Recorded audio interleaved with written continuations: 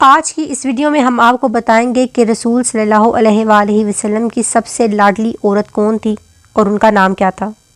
रसूल अल्लाह की हयात तैयबा में सिर्फ एक शख्सियत है जो अन हज़रत सल्लल्लाहु अलैहि वसल्लम की वलादत से वफ़ात तक आपके साथ थी। इस शख्सियत का नाम बरका है, लेकिन तारीख़ इन्हें ज़्यादातर इनकी कुनियत उम्मे ऐमन से जानती है। जिस वक़्त सैयदा कायनात आमना सलामुल्लाह अलैह के बतन से मुस्तफ़ा करीम सल्लल्लाहु अलैहि वसल्लम का ज़हूर हुआ, इस वक़्त उस कमरे में सैयदा आमना के अलावा सिर्फ एक शख्सियत मौजूद थी और वो बरका थी। रसूल सल्लल्लाहु अलैहि वसल्लम की सबसे पहले ज़ियारत करने और मुस्तफ़ा को सबसे पहले गोद में लेने की सआदत बरका को ही हासिल हुई। बरका दरअसल रसूल सल्लल्लाहु अलैहि वसल्लम के वालिद गिरामी जनाब अब्दुल्ला की वाहिद कनीज़ थी। इनका वतन हबशा था और वो हालत स्याफाम थी।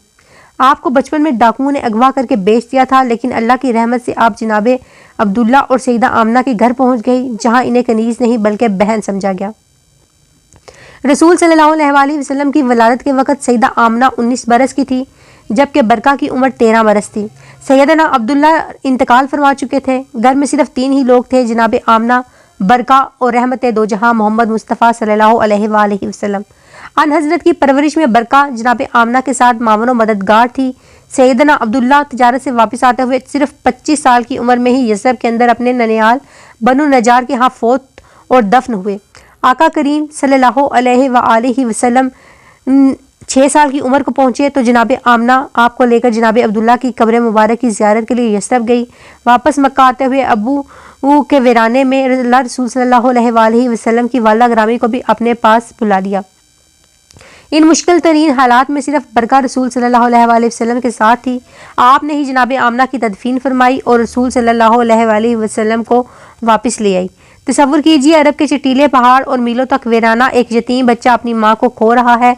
ऐसे में इस बच्चे को सिर्फ एक हस्ती गले लगाने और दिलासा देने वाली इस इंसान से इस बच्चे का कैसा गहरा रिश्ता जुड़ गया। 2-2.5 बरस बाद रसूल सल्लल्लाहु अलैहि वसल्लम के कफील इंतहाई शफीक दादा अब जनाब अब्दुल मुत्तलिब अलैहिस्सलाम भी जुदा हो गए। रसूल सल्लल्लाहु अलैहि वसल्लम जनाब अब्दुल तालिब के घर आ गए। बरका भी आका के साथ चली आई। इस घर में रसूल सल्लल्लाहु अलैहि वसल्लम की 2 माएँ थीं, एक फातिमा बिनत असद और दूसरी बरका। मुस्तफ़ा को दोनों माओं से और दोनों माओं को मुस्तफ़ा सल्लल्लाहु अलैहि वसल्लम से शदीद मोहब्बत थी। 25 बरस की उम्र में जब रसूल सल्लल्लाहु अलैहि वसल्लम का निकाह हुआ तो बरका इस तरह खुश थी जिस तरह एक माँ अपने बेटे की हाना आबादी पर होती है। रसूल सल्लल्लाहु अलैहि वसल्लम ने जनाब हदीजा से बरका को मिलवाया तो बरका का तारुफ यूँ करवाया, हदीजा ये मेरी माँ के बाद मेरी माँ है।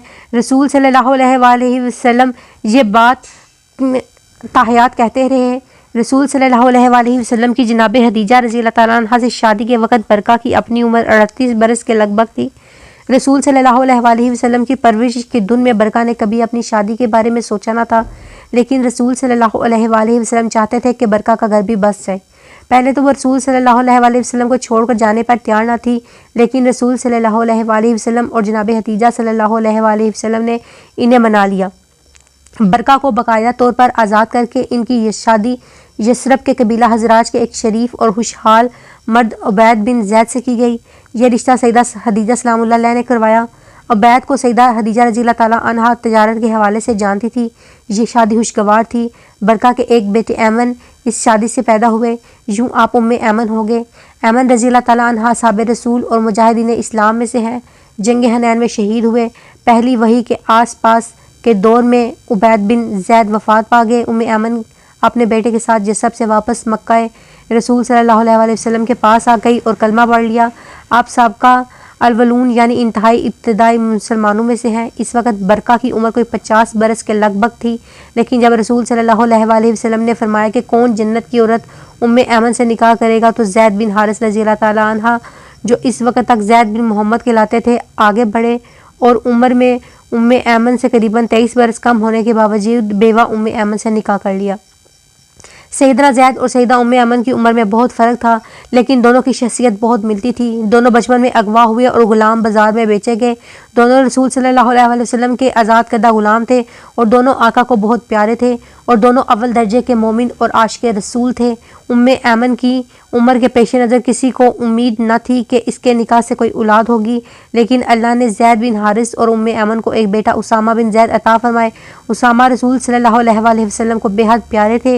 रसूल सल्लल्लाहु अलैहि वसल्लम उसामा को कंधों पर सवार करते, अपने हाथों से खाना खिलाते, चेहरा धोते और प्यार करते। लोगों ने रसूल सल्लल्लाहु अलैहि वसल्लम से कुछ सिफारिश करवानी होती तो उसामा रज़ी अल्लाह तआला अन्हा से करवाते। उसामा से आका की इस गैर मामूली मोहब्बत की वजह यह है कि उसामा के माँ और बाप दोनों ही रसूल सल्लल्लाहु अलैहि वसल्लम की ज़िंदगी के अजीज़ तरीन और इंतहाई करीबी लोगों में से थे। उसामा बिन ज़ैद रज़ी अल्लाह तआला अन्हा बहुत सी जंगों में मुसलमानों के सिपा सलार भी रहे हैं। ये हर जंग में सरकार के साथ रहती थी और इनकी नज़र इनके सर पर टिकी रहती थी। इनकी अरबी भी कमज़ोर थी, तभी बहुत से मज़ाहिया वाक़यात रवायत किए गए हैं। इनके शोहर मोता और बेटे उम्मे हैनयन में शहीद हुए।